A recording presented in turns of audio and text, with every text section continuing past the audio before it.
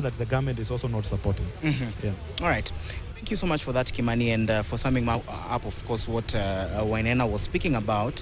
So, Wainaina, now, let us look at borrowing to the debt situation that we spoke about. Because that is, of course, a big thing when it comes to, because the number keeps on increasing.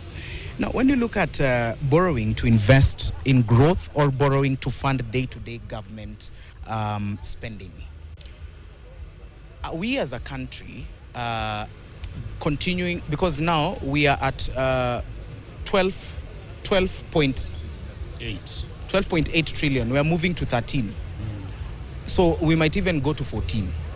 So when you look at a country like Kenya, a developing country like Kenya, and what we are supposed to do, we have infrastructure, we have pending bills, we have all these issues. Capitation is not being given at the right time, or some areas are secluded, and all that is going on. Why should the government borrow? A very good question, and the easiest answer to that question, the government borrows to bridge a funding gap. Even at individual level, when you do your personal budget, the only justification for borrowing is when you have a financing gap. For example, you've done your budget and you have this dream of buying a tractor, for example, if you are a farmer, because you've done some projections, blah, blah, blah, and you've seen, I have saved 600,000 from last year's maize harvest. A tractor is costing 3.3 million. So I have this deficit. Then you go and borrow, or even, for example, school fees. You are taking your kid to a college. You shouldn't borrow for lower education. You should only borrow for higher education. So borrowing is justified when you have a funding gap. Now, and then you ask yourself, as a country, what does the law provide for? Let's go there because we should be compliant with the law. The law is very clear. Only borrow for development purposes. You can't borrow for consumption. You can't. But because of the shortfalls, what he has explained in KRA, being able to collect money, the government always has an overdraft in central bank, which is good. An overdraft is good for temporary, for managing cash flows. So that is okay. Salaries for teachers have fallen due. KRA money hasn't come in. That temporary overdraft is okay. But you can't borrow a long-term loan to pay salaries. You can't. So borrowing is justifiable. Long-term borrowing is justifiable for purposes of capital accumulation, that is infrastructure development. From a philosophical point of view, if you are building a road that is going to, whose lifespan is 30 years, it is unfair to punish the current generation for a service that is going to benefit some other 2 generations in the future. So we say for generational equity, then borrowing is good, so that even future generations they will enjoy the services of a road or an airport or a harbor or carrier electricity generating plant. So let them also participate in servicing the loan, the burden. So from a generational equity point of view, you borrow for long term. Okay. And unfortunately, and this is the reason why we are struggling servicing our loans, there is no transparency in some of this money. You remember the former Auditor General, Dr. Uko, the moment he tried to trace the first Eurobond, it couldn't be traced. but we still have to pay. And in order, there is a matter in court, we're calling it orders debt. So transparency in the way we manage our debt raises so many questions. So borrowing is good if it improves the productivity of a country.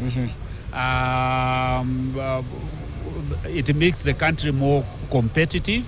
For example, if we are borrowing to construct these mini dams that we had been promised, so that we can irrigate 1 million acres to improve our food security and export some surplus, that's a good thing. But so our problem is not borrowing.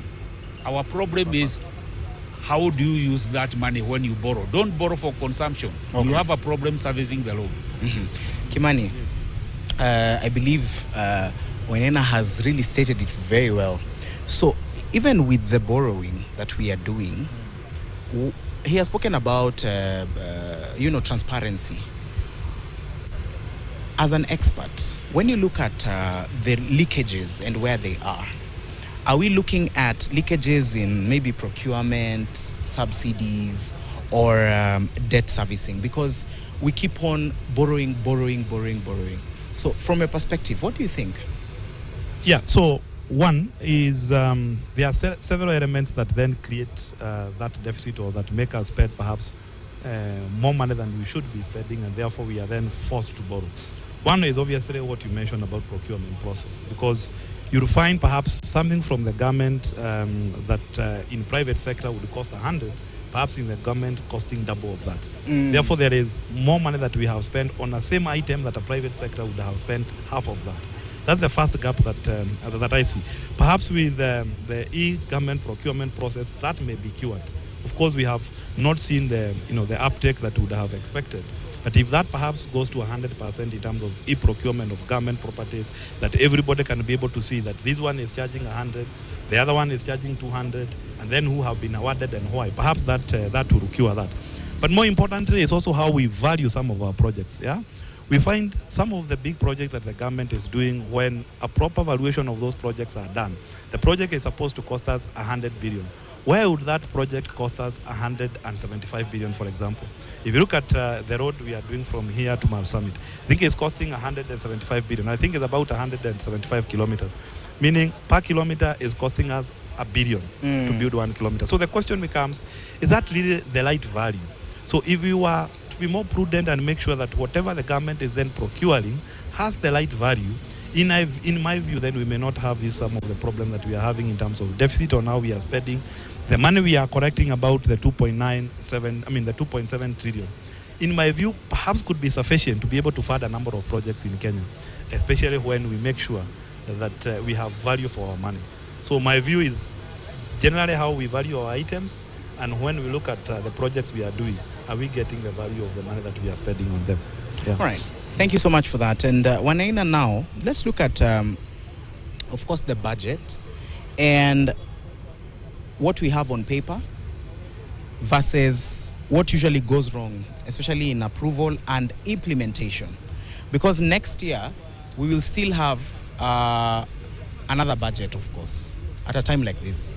So what usually happens that you find maybe implementation and approval very fast, because we are remaining with only 5 minutes, so you can tell us 1 minute, and then we close. Okay, very quickly, let me add on a point Mr. Kimani has raised. Why government buys things at very higher prices than the private sector? The reason is simple. People doing business with government, they know there will be delayed payments. They factor that in their prices. So if the government improved paying on time, then prices will go down.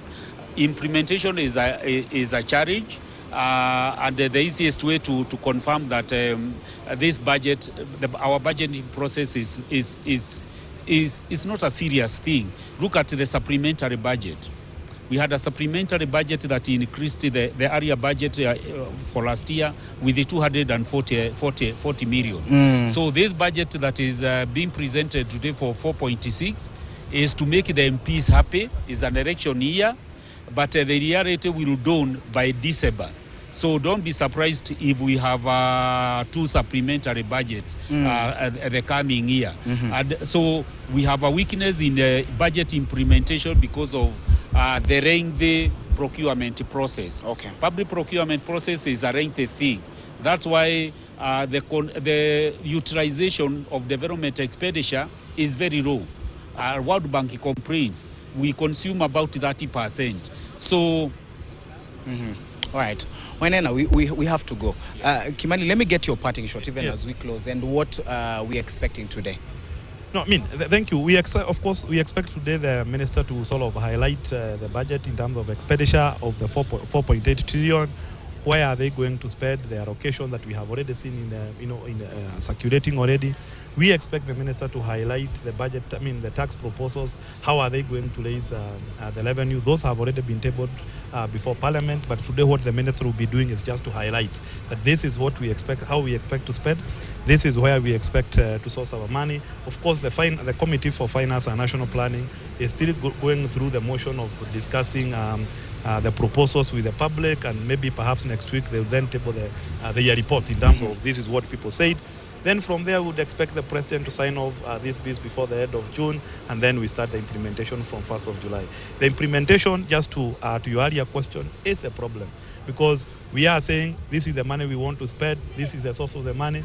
We will not be able to spend that because we will not get that money. Okay. So then implementation becomes a problem.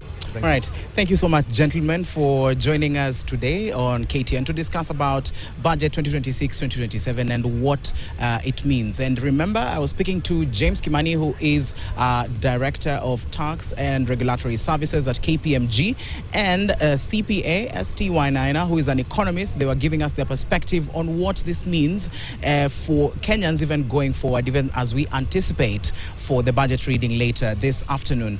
My name is Kelvin Nyakundi. Now I take you back to studio in order for us to continue with the broadcast.